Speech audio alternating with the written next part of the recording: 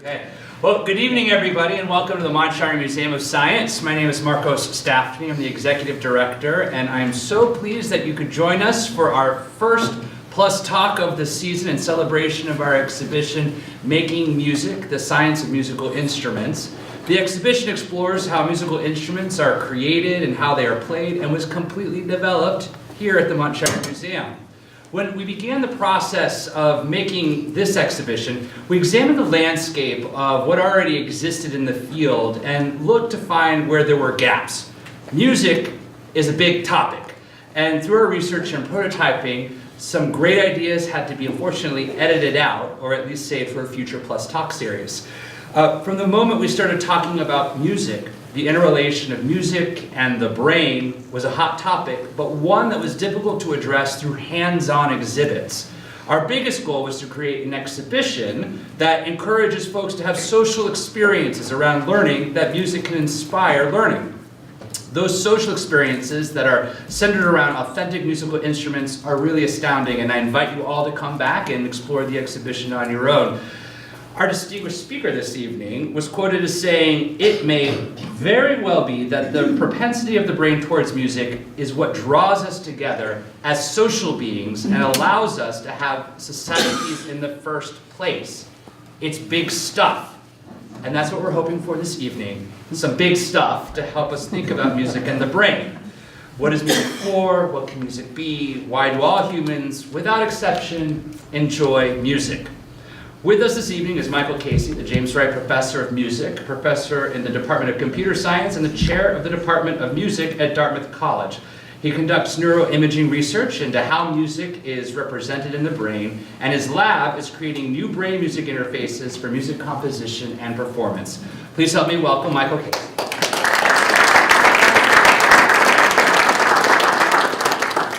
Thank you very much, Marcos, and to the Montclair Museum for the invitation to be here this evening. It's my pleasure to come and kick off this wonderful series for you. Just to pick up from what Marcos was saying, the propensity of humans toward music and music bringing us together. And that's kind of where we're going to start on our journey tonight. And let's go to the work of Stephen Mithen, who wrote a book called The Singing Neanderthals.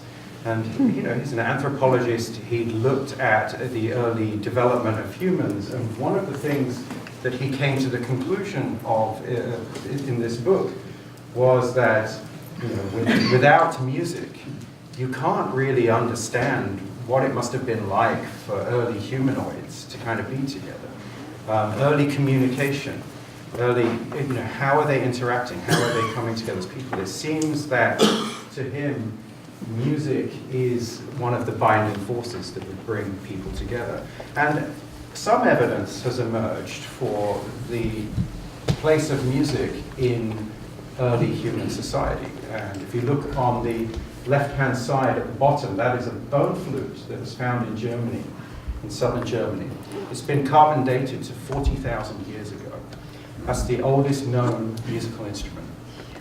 And it's not as uncommon to find objects in places like China that are 7,000 years old that are musical objects. So clearly music has been a part of human society for a very long time. Thinking about music and the brain, it's one way to access, well, what is it that makes us like music? Well, it turns out that the brain has a reward system.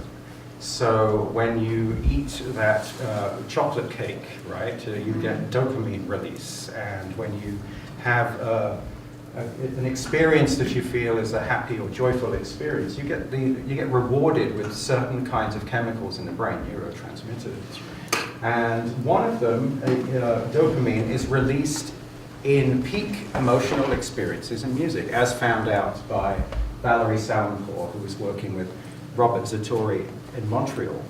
And they actually found particular centers right deep inside the brain, which are really part of the emotional network in the brain, that were releasing these kind of rewarding experiences to you, having an experience of anticipating and then being emotionally rewarded while engaging with music. So when we listen to music, we know the good bit's coming, we're waiting for it, and when it comes, it kind of has this release of dopamine that is very palpable for us.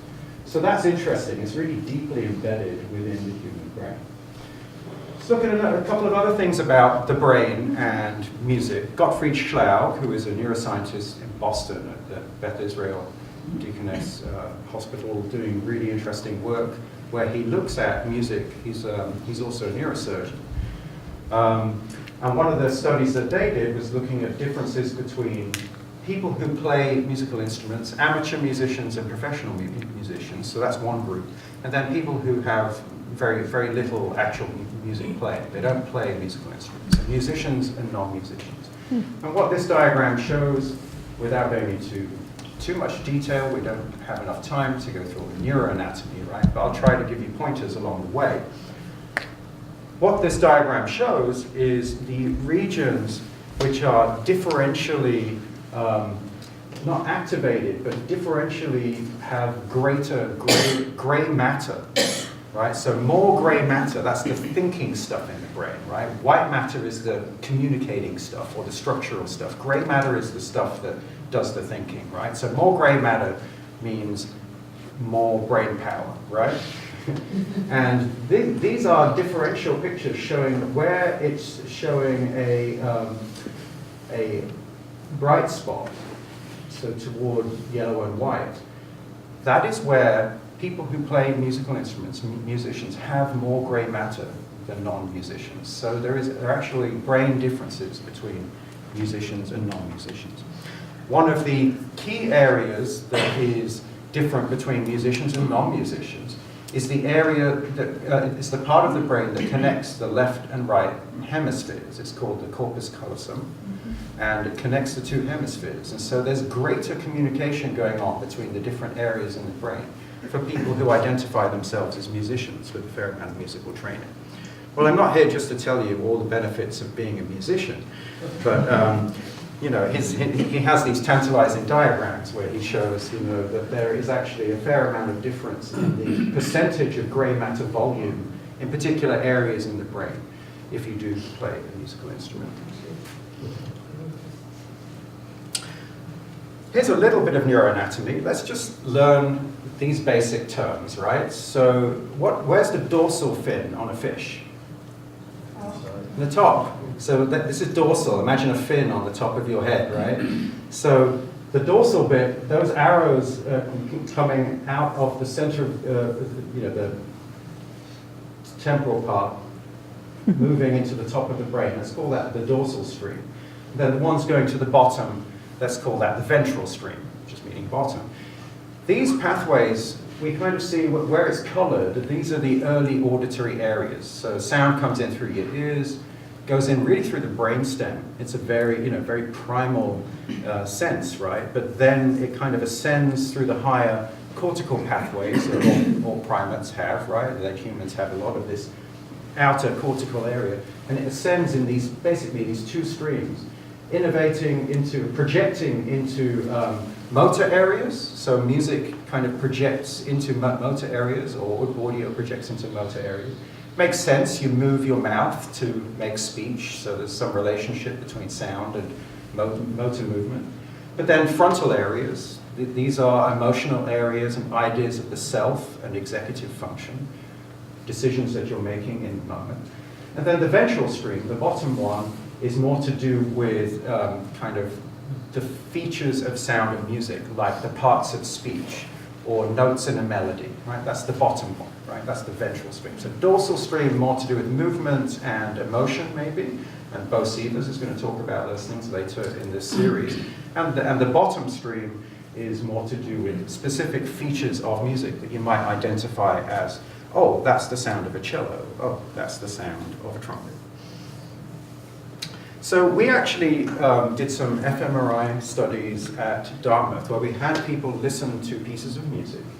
And we were able to kind of look at, well, if we just focus on, so we have them listening to real music, 25 pieces of music from 5 different musical genres, spanning symphonic music, so Beethoven, Haydn, to rock music, to early rock and roll, to roots country music. Just listening to all kinds of things. And what we did is we isolated from the musical stimulus. So there's 2 things. There's the piece of music you're playing to people, and then there's the way that their brain is responding, right? And so in the pieces of music we play to people, we were able to essentially write down what the melody is, and then look at if we could predict the melody by actually looking at the pattern of activation in the brain for different regions in the brain. So we can make a computer model that tries to say, does this pattern in the brain mean that I can actually guess what the melody is that they're listening to? And for the parts of the brain where you can do that kind of, it's called a regression task, well, right, we have white or yellow. Going down through red, where we can still do it pretty well, and then where you don't see anything, those areas can't predict melody at all. So what this is a way of saying, this is a map of where melody lives in the brain, using kind of more modern techniques of what's called multivariate mapping, multivariate pattern analysis. And what we find is quite interesting, that melody actually happens in large swathes of the brain, the entire temporal cortex on both sides, that's here, but also frontal areas, and actually little bits in the back too, you can kind of see. So that's where melody lives. Contrast that where, if we just want to look at a musical concept like key, that looks more like that, and it's much smaller, and it's not as bright, and it's kind of more contained. So it's a key, the idea of a musical key or moving between keys is not as diffused in the brain as the idea of melody, which seems much more important, innovates the front and back and sides. So we took this idea of being able to look at brain activation patterns from an fMRI scanner.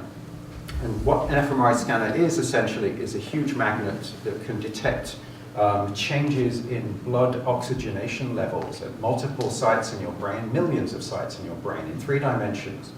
Over time, it actually changes what it can measure over time. Every 2 seconds, you get a kind of a new statistical picture of how oxygen is moving around in your brain.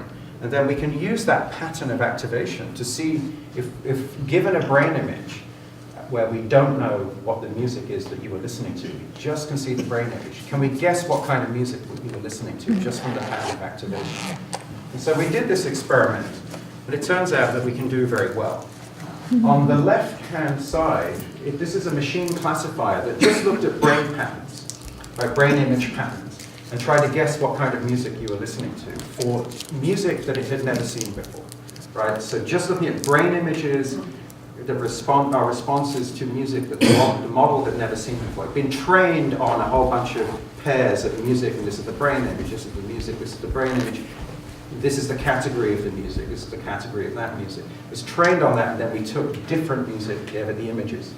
And what we got was the numbers mean, if you look across the diagonal where it's white, it's doing very well. So ambient music, 75% of the examples that we gave it could correctly identify as ambient. 47% of rock and roll, 41% of heavy metal, 62% of symphonic music, and 48% of country music. The baseline here is 1 in 5, so 20%. They're all way above the baseline, so we're doing a lot better than chance. But what's really interesting is to look at the confusions. If you look across, you'll see that ambient and symphonic music were co-confused. So ambient music sounds a bit like symphonic music. Well, ambient music has a lot of strings in it, it's slow, and some symphonic music has a lot of strings in it, it can be quite slow. And rock and roll and heavy metal get confused because you can kind of see some of what would have been the allocation to rock and roll gets distributed to heavy metal and to country music. Well, the image on the right-hand side is a behavioral study, where instead of looking at brain images and building a computer model and trying to guess from the brain image what kind of music they were listening to, we actually asked people how similar are these pieces of music, and we get exactly the same pattern out of it. So looking at the brain activation pattern from an fMRI scanner gives you information about how people are neurally kind of responding to the music that actually correlates well with behavioral responses, like asking, how similar are these two pieces of music. So that's quite exciting because it means that we can actually decode musical information from the human brain. So one of the things that I've been doing is seeing if we can turn this into a musical instrument. So thinking about the future and thinking about where music has been, it's a very physical thing, right? You build an object like that bone flute or an ocarina, and you blow into it and you move your fingers. Or you have a bow and a string and they interact, or you have a guitar and your fingers are interacting with the strings. So that's motion becoming music.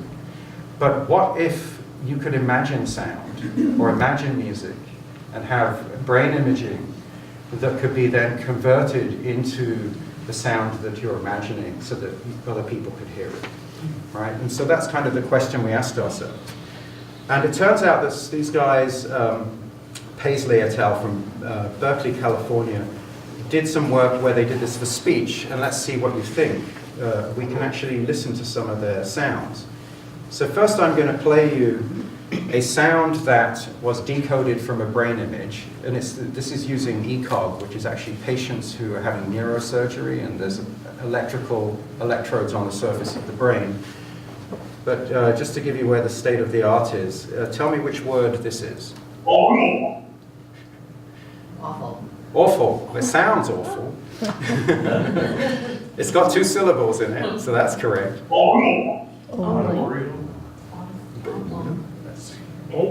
Open. Let's see. Oh no. So this is the actual target. So this is the kind of using the same kind of math. This is the actual original sound. Water. It's water. This is what the person was listening to. This is what was decoded from the brain. And then the second one is this one. This is the reconstruction first, so I don't give it away.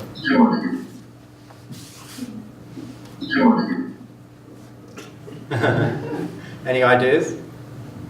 Here's the original. Structure. So the idea is that, without we decided what we would do then is try to do the same thing for music. So I'll play you those examples because we have them here. First one is using the same technique, which I don't have time to get into, but we're basically learning the pattern that relates the brain image to the sound that you hear, and then for a held out stimulus, taking the brain image and turning it into sound. And I have an example here. Here's the original.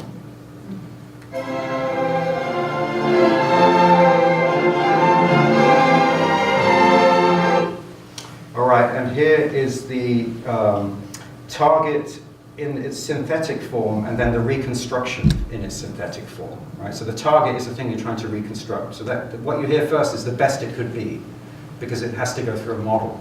The second thing you hear is what we decoded out of the human brain using imaging. That's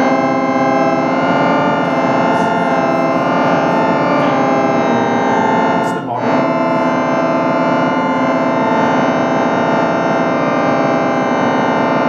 That's the musical reconstruction. So that's as close as we can get to Beethoven's Sixth Symphony, synthesizing out of the human brain right now.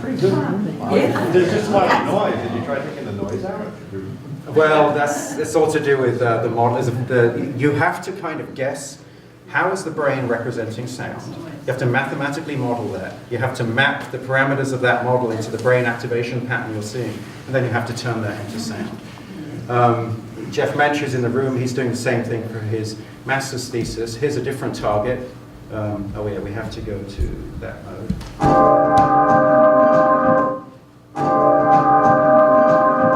And just taking the brain image and finding the closest piece of music in a database to that, this is what it found.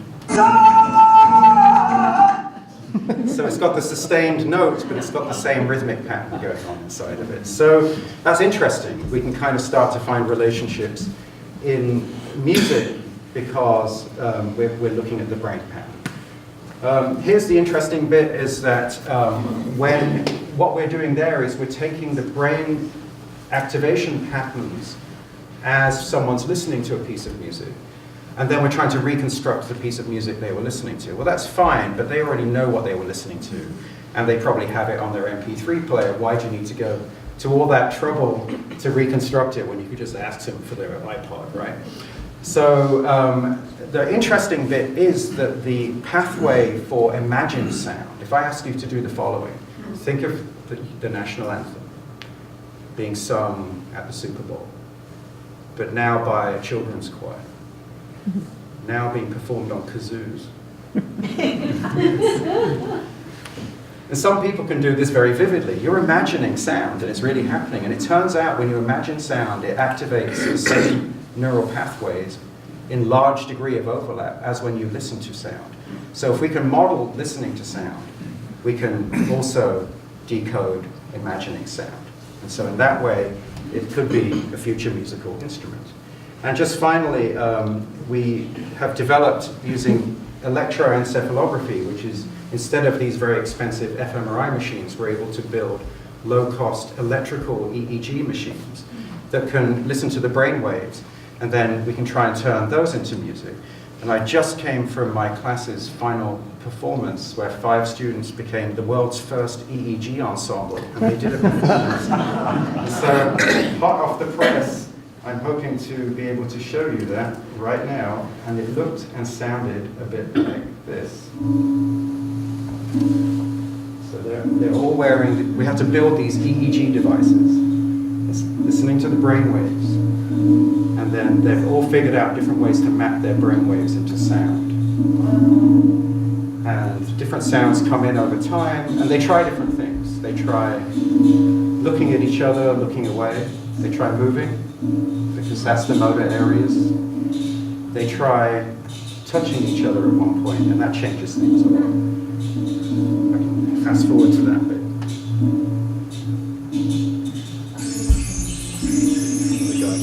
Here we go. Trying to look at each other, and now see if you can spot the changes.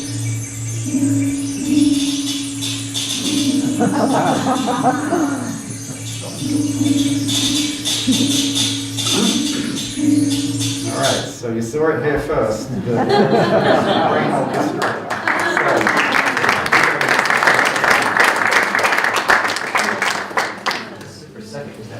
We're going to open it up to questions, but, you know, as the director, I get to ask the first couple. I'd love to connect some of these dots. Where do you think, just watching that is just a fascinating example of new pathways in communication, and where do you think that this work is going to think about new modes of communication? Music is a form of communication that helps us to express emotion and things that we can't say sometimes. Where does this method of technology take us? Well, isn't that interesting? When we speak, we often think that the goal of speech is to communicate, very literal meaning, right, semantic. But of course, there's the music of the voice. The way I say something changes the meaning, right? You know, so I think there is huge potential to really tap into our emotional states or other brain states and to map them in new ways, right? So at the moment we text message each other, but what if you could keep a connection where you knew someone's emotional state? Well, that's kind of weird. It's a very private thing, your thoughts being shared from your innermost physiology. But it's a possibility, I think. Well, it's using music as a tool currently in research to get us there. So, I've looked at that gray matter scale in this presentation, and that's a lot about playing music. What about listening to music? So there's a whole commercial enterprise, built on like play these CDs, this Baby Mozart for children, and it will make them smarter, or at least dull them to sleep. So what do you think about playing music versus or listening to music? Well, there has been quite a lot of research done on, what is the difference in some behavioral tests, like taking a test, a math test or something, if you're listening to music while you're studying versus not. And I don't know if you remember, there was the Mozart makes you smarter kind of work, where people who listened to Mozart were scoring better on tests. But it turns out the follow-up study showed that study was flawed because it was only Mozart versus no music. It turns out you could listen to more or less any music and it actually had a positive effect in quite a lot of tasks. So just engagement with music seems to have a positive effect for some, what we might call academic tasks. That's for sure. Now, we saw that the gray matter increased based on that one study. But why does it increase? What is it about playing or developing the skill of playing a musical instrument help to increase gray matter? Well, music is a very distributed, multimodal thing. When two jazz musicians or three jazz musicians are performing, they're doing a whole bunch of different things, or any musicians, right? They're listening to each other, they're aware of each other. You're not just making your own sound and listening to the sound you're making. You're listening to how your sound's blending with other people's sound. You're listening, you're kind of watching other people. You're trying to take all of these cues from what other people are doing. So you're socially interacting to create a group sonic experience. So speaking of group and thinking about how we develop, we've talked before a bunch about music and society and how where you grow up can sometimes determine taste and what you enjoy in terms of music. Are there people in different pockets of the world who would have different brain scans or be able to articulate different types of melodies clearer because they've grown up with one particular type of music? Absolutely. I think if you go to a different part of the world and you take brain scans, you will see that not only do people have different musical preferences, their whole idea of what music is made of, what those features of the music are, like we call it melody or key or timbre. In other parts of the world, I think there are very different constituents of the musical experience. So I think it goes way beyond just preferring this kind of music or that kind of music. It's a very different experience for the people from different places. Now, as you get older and mature, can you develop a different, I guess, recognition or acknowledgement or enjoyment of types of music that you didn't societally grow up with? The ultimate question is, I hate opera. I grew up with it. I really want to because it looks good, to like opera, but I can't do it. So is there a way to develop that in your brain to at least enjoy it a little bit? I think there is hope for you. Okay. But you have to get on it. You can't wait till it's too late. Well, I don't know. I think there are a couple of effects, right? There are a couple of effects. One's called the reminiscence bump. And that is that music you listen to between the ages of 13 and 22 is deeply programmed into your brain. So that's the music you kind of will go to for the rest of your life, right? And it will have deep, very emotional connections. Well, you can wear one of these headsets and we can find out what that is. Well, I mean, just to acknowledge, I grew up in Florida, and for that time period would be 1991 to 99, and freestyle music, anyone knows what that is. It's like Lisa Lisa and the Cult Jam, or Young MC, or sort of like nascent hip-hop music, which is not particularly pleasant, or, rather it's just embarrassing. So, but I have some other music that sort of crept in there, but you can turn it. But do you think that you'll always go back to that music? I think that's the music you're most likely to go back to. But exposure to anything, all you have to do is expose yourself to enough of it, and you can learn to like more or less anything, right? I actually grew up in the UK, and I did not really understand what jazz was, because the UK's idea of jazz is very limited and quite strange, actually, or at least it was in the 80s when I was growing up as a trombonist. Then I came here and I met Don Glasgow, actually. I played in the Barbary Coast, he's right here in the front, Dartmouth, the jazz ensemble, and I learned a lot. I started to talk to people and they said, what are you listening to that for? You should listen to this. I said, all right. And I think I learned something beyond that reminiscence window, like 22 to 25 now, a little bit later. I learned something about jazz and learned to really love it, and it's something I didn't have when I was a teenager. So who knows? That could carry on later in life. You just need to go there, right? I do like Schubert here. So There is hope for you. There is hope. There is hope. It's a short snippet of an art song, not a 4-hour marathon or endurance. So there is hope to grow beyond that. So let's see out there. Folks out there have questions about music in the brain. Yes, sir. What does the pattern in the brain look like when someone has perfect pitch? Great question. Just so that everyone can hear, because not everyone can hear when you talk to us up here, what does a pattern look like in the brain when you have perfect pitch? Right, so if for people who probably don't know what perfect pitch means, it's not to do with producing pitch, so it's not about singing a tune. It's actually about being able to name the precise notes that are being played when you hear a piece of music.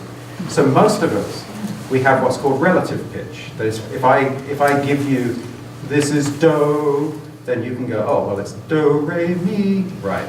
But someone with perfect pitch can say, oh, you just sang D, E, and F sharp, right? And so the rest of us can only think in relative terms. That someone with perfect pitch can tell you the precise frequencies almost, or the letter names of the notes. And this is unusual, about 1 in 10,000 in the population. Wow. So the question was, are there differences in the brain? What does the brain pattern look like? So we have been doing a study that is in fact about musical pitch, and we do find that most people, the brain is in relative pitch encoding. It sort of ignores the absolute pitch and only looks at the relative differences between pitches. That's how you remember melody, that's how you encode melody. How far up did you go? How far down did you go? How far back? Not exactly which pitch did you do it in, right? But for those with perfect pitch, then more of the brain is going to preserve that absolute scale of pitch. And so in those activation maps where you said you saw I could decode melody from different parts of the brain, if I looked at the absolute pitch, like which note was it, for people with perfect pitch, we'd see more of the brain having that than most of us have. Yeah.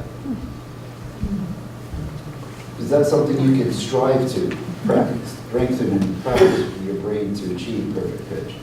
There are training programs out there that purport to work. I've never tried it, but perfect pitch apparently can be achieved. There was a beautiful study done by Dan Levitin, who wrote the famous book, This Is Your Brain on Music. He was at Montreal, where he showed actually that most of us have pretty close to perfect pitch in a limited sense.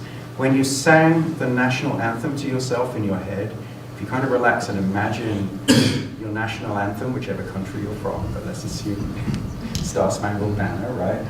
If you sing that to yourself, he showed that when people sang that back, that most people got it very close to the correct key.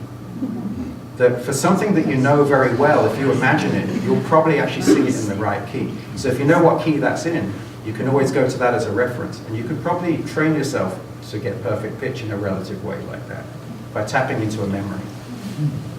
So I just sang Sing We Enchanted While Our Lord Doth Grant It in my head starting on F, because it's something I had to sing over and over again as a kid. It's funny that you mentioned it, not necessarily the national anthem.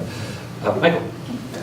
What about the opposite, people who are tone deaf? Do they have a different map of response to music?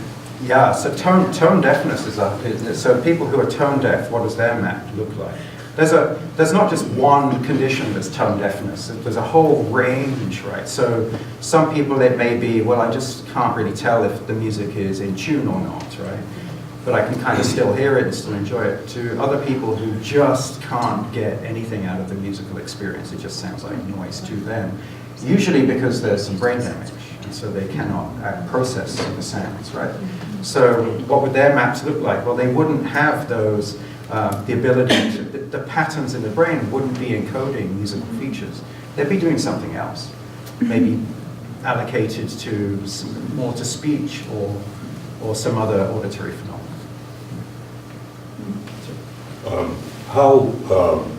My question is about the relation of movement to the music, or how the brain interprets music.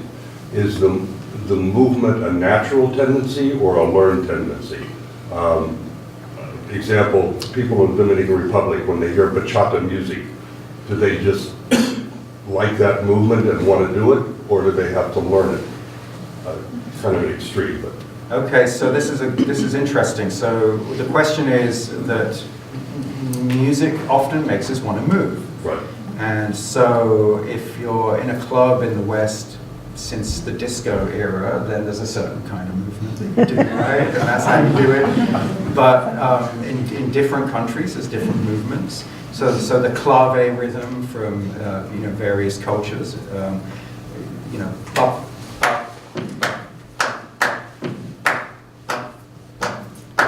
for some people that invokes a very strong want to move in a particular way.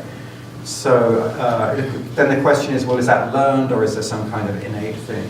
I think there are aspects that are innate, like the idea that you're entrained to a beat, that you find a simpler pattern as a beat, is, I think, a very common response. Which beat you find maybe is different between cultures, and we know that from some studies. African music, we hear it in 4/4, they hear it in 6/8. It's different.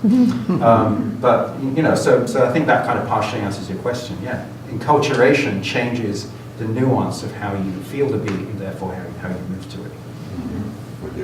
We will go in depth on that on March 28th with Osibers when we look at the interrelation of music and movement and emotion and how those all interrelate inside of our brain. That's someone who's doing that work right now at Dartmouth as well.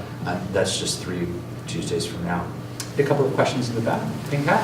Yeah, I was wondering, it sounded like in the beginning when you talked about the musical instrument that there was a piece, and I don't know if I got this wrong, that you have ideas about music that you want to create in your mind, and that part of it is being able to, like, not having a particular instrument or way to make that music work. It's part of the scanning, like learning how to have, like if you have an idea in your mind, being able to scan that to create that specific sound as a creative. I don't know if that was something that I heard right or not.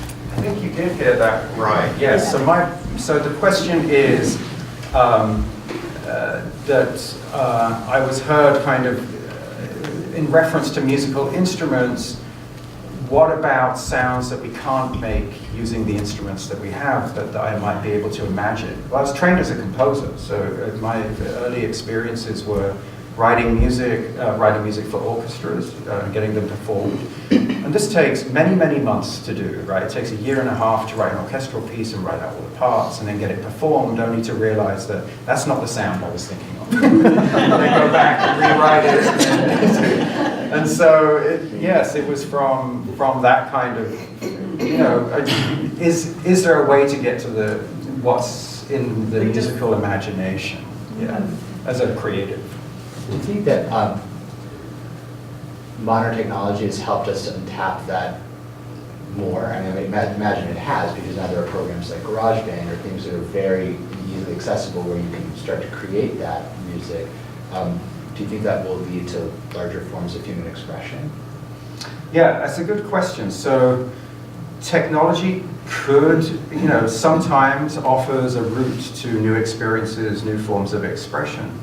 I think, when it's in the right balance with human expressive capability, where we are in control and the technology isn't over-suggesting, over-mediating. I think what's happened now is that balance isn't quite right. It's too easy to open up GarageBand and then sound like everyone else who opened up GarageBand, right? Whereas it's quite hard to learn how to play the cello, and getting to the point where you can make a beautiful sound out of it, it's a very rewarding thing to kind of get there. And you kind of have to stick with it in order to get any kind of good sound at all. So I think, we have to remember technology is just a tool. And I think of these brain instruments as instruments, and we need to develop a repertoire for them, and we have to develop etudes so people can learn how to play them. And it could take a decade to learn how to play one of these things before you get beautiful music out of it. Back there. So I have sort of a multi-layered question, which goes back to when you were talking about mapping the brain out against the genres, and there were some that were sort of overlapping between heavy metal, rock and roll, and country and things like that. When these studies were done, were there lyrics or was it just the music? Yeah, And- no, that's a great question. So the symphonic music and the ambient music is a non-vocal class. Yeah, obviously, but Yeah, and the ones that the overlap. others have vocals in. But we do have sections of the music with no vocals in for all of those classes too. Is that- That's not the result I reported though. Okay. So part of that difference could in fact just be vocals, non-vocals. In fact, that's what we think is the main difference you're seeing is. And I'm curious if you have any intention of expanding it to other like cultures and maybe rap and hip hop and that sort of thing to see if they have a completely different section. Yeah, other people have been looking at other kinds of music and starting to do the analysis in a way where we could compare the results. And another cool thing that we've been doing, I think, and other people started doing, we shared this data set internationally and publicly. We did a set of high-resolution scans in Germany on a very fancy scanner, and all that data is free for people to play with. It's very complicated, but people who've been trained can take that and then compare it to their own studies. And the whole idea is, let's just try and learn more about music, and let's share this data and have everyone connected up, so we can do that, exactly that. Yeah. That's a question here. Yeah, I've heard a lot about a form of speech therapy where people with really bad stutters are suggested to imagine themselves as singing their speech because people that stutter don't seem to stutter when they sing. I'm wondering if we know at this point what it is about singing music and pitches that bypasses the part of the brain with the stuttering problem. Right, so the question is, Paxton, who's one of my students here, he's just finished, in fact, he was in the EEG ensemble just he's talking about a new treatment. It's an intervention called Melodic intonation therapy. And one of the people who've developed this is Gottfried Schlaug, who I mentioned. He's the guy who did the grey matter study. But he's been developing this more recently at the Beth Israel Hospital. And the idea is you can take people who have aphasia due to some kind of brain trauma, like a stroke, and they've lost the ability to speak. And so he has these studies where people really just cannot speak anymore. They can't say their name, they can't say happy birthday after a stroke. But then he says, sing happy birthday. Happy birthday to you. They can sing, but they can't speak. But it turns out there's an asymmetry. That music is preferentially encoded in the right hemisphere, in the temporal lobe, in the right hip. And speech is preferentially encoded here, right? Of course, there's not any complete separation, there's a bit of overlap. But because the right hemisphere is still there, and that's a musical pathway, you can use singing as a way to get back to natural speech. So what he does is he trains people to go, my name is Mike. And then slowly, over a very intensive therapy over many months, you can turn the my name is Mike, and then it can become speech. And he has diffusion tensor imaging, which shows the neural pathway growing on the right-hand side of the brain and rebuilding speech through the music pathway. It's a pretty incredible thing. Let's see, that's complicated. We'll take one last question right there. If it's useful, my question, if it's useful, my question is relative to the brain. The difference between when it's noise and when it's music. Does that create something interesting to review? It's a huge, huge topic. I think that's a really great question. If you hear repetitive noise, Yeah. does the brain interpret that as music? Yeah, I think I it's don't know. more to do with the pattern than it is with the actual sound. You know? And that's the kind of set of studies that would be really interesting to do. Yeah, not done that yet. Great question. I'd like to leave us with one question, since you spend a lot of time thinking about music. What's your favorite kind of music? I have to say, I love 20th century classical music. So everything from Stravinsky through Berio, and then it overlaps with jazz in really interesting ways. Because when classical music kind of broke out and became free, it was kind of right at the time when jazz was becoming free. And I think they communicate with each other in interesting ways. So I love free music, music that's not on a grid. Is there a type of music that just doesn't do it for you? Kenny G. It's for safety. What is it about? I mean, what is it about Kenny G? There's a whole scene in La La Land about that, right? Yes. The whole scene, Yeah, right? exactly. Yeah. It just doesn't feel like it's actually coming from the place that music needs to come from, and that is a deep, sustained, painful, long-term engagement. You've got to be in the trenches because you've got to be out there learning what works, what an audience react to. This is, I think, kind of commercially produced to sound like music, to fall pleasantly on the ear, to be relaxing, but the content of it just doesn't work in that way. I think it's fine, just don't call it jazz. It's called elevator music. Right. All right. Well, thank you so much. This is really